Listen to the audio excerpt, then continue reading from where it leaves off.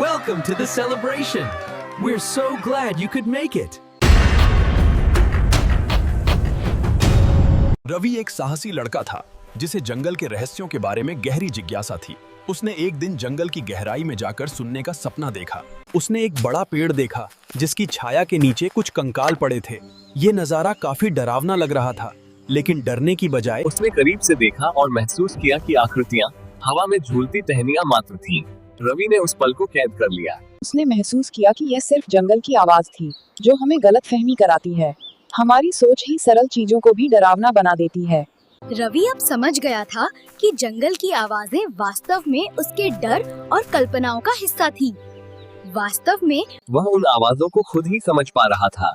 उसने सोचा, जंगल बस अपनी अनोखी आवाजों के जरिए हमें जिंदगी के सबक सिखाता है।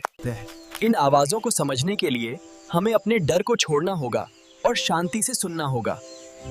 रवि अब समझ गया था, हर आवाज की अपनी एक वजह होती है और उसे सही नजरिए से ही समझा जा सकता है।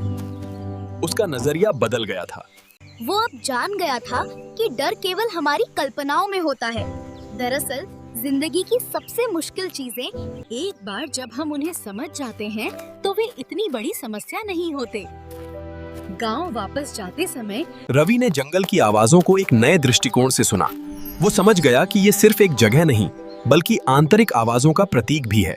रवि जानता था कि जंगल का हर कोना, हर पेड़, हर आवाज हमें कुछ सिखा सकती है। इस बार वो बिना किसी डर के साहस और समझ के साथ उसकी आवाजों को सुनेगा और समझेगा। वो जानता था कि जंगल के रहस्यों को सुलझाने के लिए उसे न केवल बाहरी दुनिया को सुनना होगा, बल्कि अपनी भीतर की आवाजों को भी सुनना होगा।